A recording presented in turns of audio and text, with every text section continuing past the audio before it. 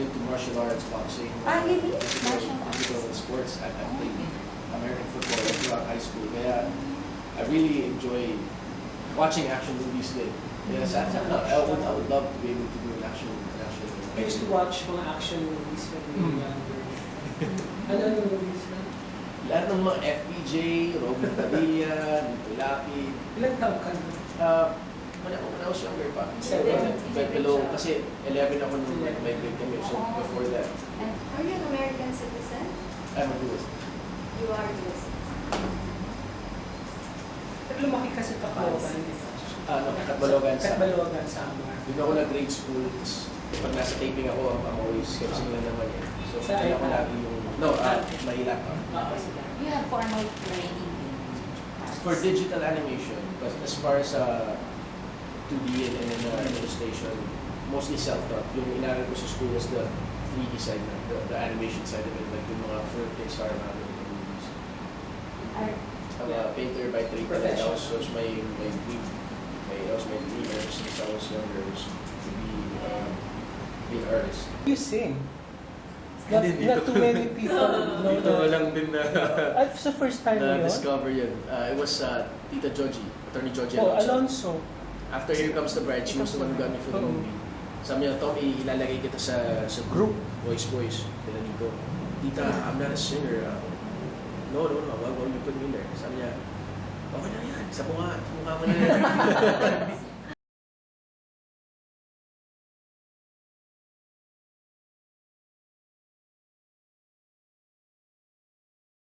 So when you signed up for the role, ready ka na? I had to be. You auditioned, no? Nag-audition ka? Audition ako for the role. And nung nalaman ko pa lang na it was gonna be like that, and I read the material, it was so good na I said, whatever the character needed, I had to be able to, even though I was scared and I didn't even know if I was fully prepared, pero I had to be. Sabi ko, kaya kung sinabi nila na bawal pala, kasi I was like, kasi if it came down to it, I would have to do it. Because Dennis is a multi-award winning actor. Yeah. I know he would have no qualms doing it. I really wanted to audition because when I saw the material, it was so good. And I knew this is the most challenging thing I've ever done. A role like this, it doesn't come so often. Dennis picked to be the lover kasi he had the option. He was given the option. Kung ano yung gusto niya. So you audition for the husband? So I heard they were auditioning for the husband. Grabe yung takot ko. That's muna na, it was the night before the audition. I was at home, I didn't have work. Kasi I remember I was supposed to have the careful taping. It didn't push through. So I was thinking, man, okay, I was playing video games. Relax na, I was playing a game. I got a call. Hindi ako si Popoy. Sabi niya, Tom, what are you doing right now? Wala, lalaro lang. Sabi niya, well, there's an audition in GMA tomorrow. Are you up for it? Sabi ko, yeah, sure, no problem. Sige, what time? Wait, I haven't said the role yet. Okay, sige, what's the role? Sabi niya, it's you play Carla's husband. Oh, okay, that's nice. I've never worked with it before. He broke it down na. Okay. Carla's husband. Okay, that's good. And the lover of Dennis. Ay, da-da-da-da. Kung pwede lang po ng close-up siguro yung I went flush. Parang namutla ata ako in like 0.5 seconds. Isip ko, first question ko ay papasin, paano ako makakarinig?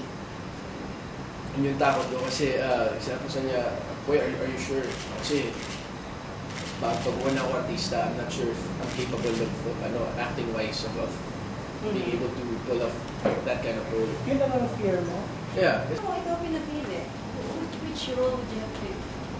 Maybe this one, the husband. For Dennis, napakagaling na niyang actor eh. Like, ginagawa na niya yung mga roles na katulad na kay Vincent. Kaya for him, it's understandable na gusto niya mag-stretch din as an actor. He wanted to pick something that would challenge him. The same for me. Kasi ito yung pinaka-first kong ganito eh.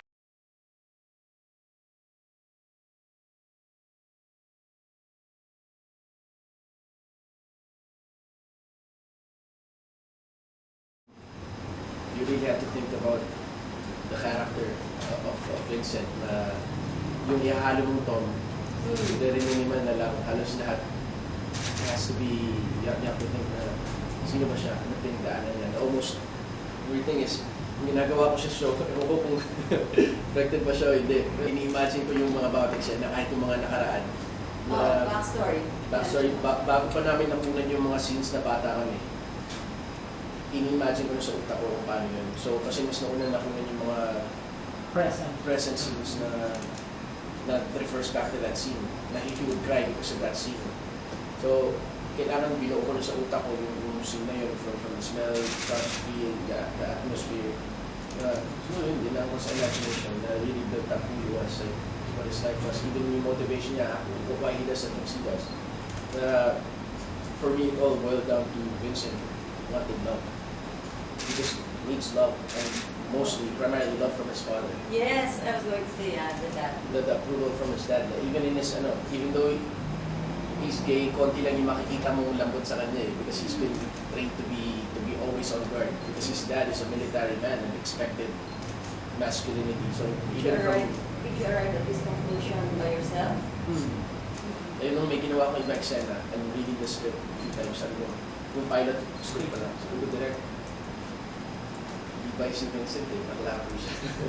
Yes. In every line that he says, there was Yes. never, mahal ko kasama ko, I have to do this for my wife. It's always pamilya, and it's always the kids. Yes, he loves his kids generally. Sabi ko na hindi naman necessarily na masama yung ginagawa ng character sa TV, kahit ibig sabihin dapat tularan. Minsan kailangan mo makita kung ano yung pinagdadaanan ng isang tao base sa mga mali na desisyon para ma-base mo rin, ikumpara mo rin sa buhay mo at hindi mo nagawin yung mga mali na nagawa kasi alam mo na kung saan papunta eh. Kasi lahat ng mga naging maling choices ni Vincent, walang magandang na naging dulo. Katulad nung naparasaan siyang ligawan si Lali, naparasaan siyang pakasalan si Lali dahil lang sa gusto mong approval ng tatay niya. Dahil ang tatay niya is just very homophobic.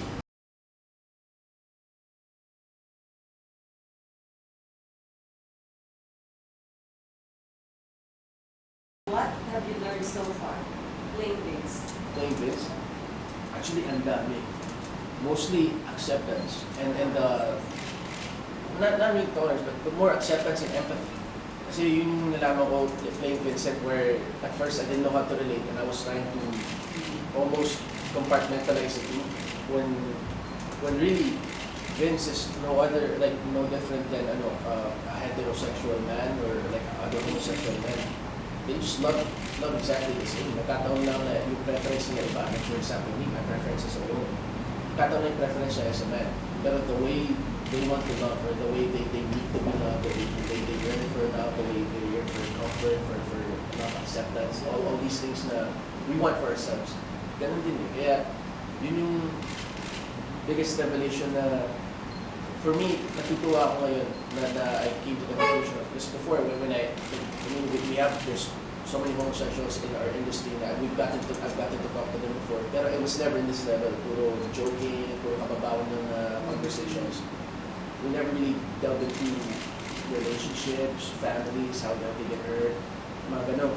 Kasi yun nga, parang you stereotype na okay, that's a gay man, he's a jolly person, he's loud, na hindi mo alam na behind that, he's just a human being that he has a range of emotions that he feels in.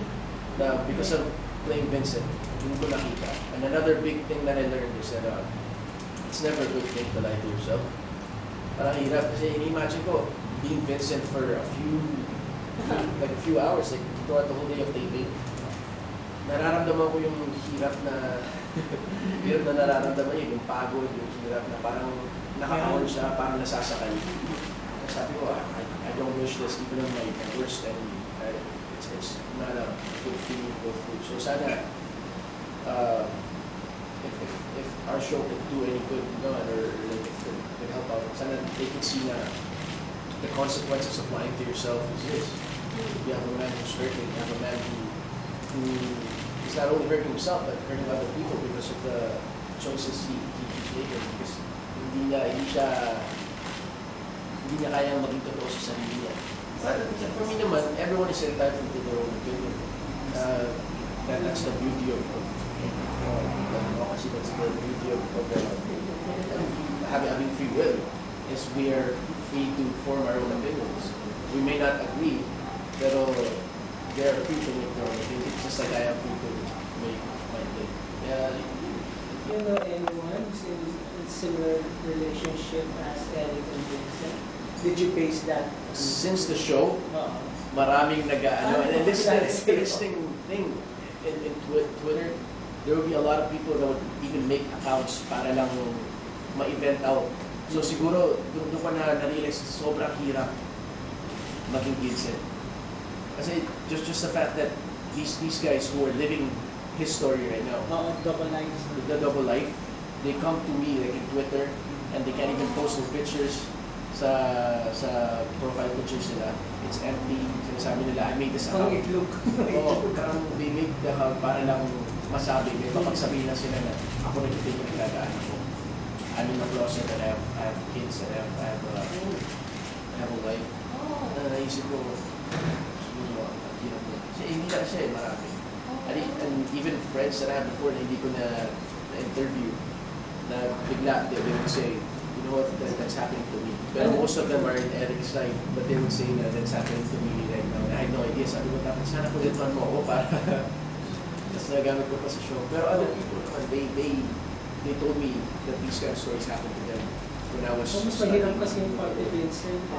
Mahirap makahanap lang. Mahirap kasi no one would try to admit it. So I would hear it from a third party, from their partners. Mo ba ako, Erica? Just stop stalking me. Bakit pag ganyan ka? Pagtabuyan mo ako para tayong walang pinagsamahan ah.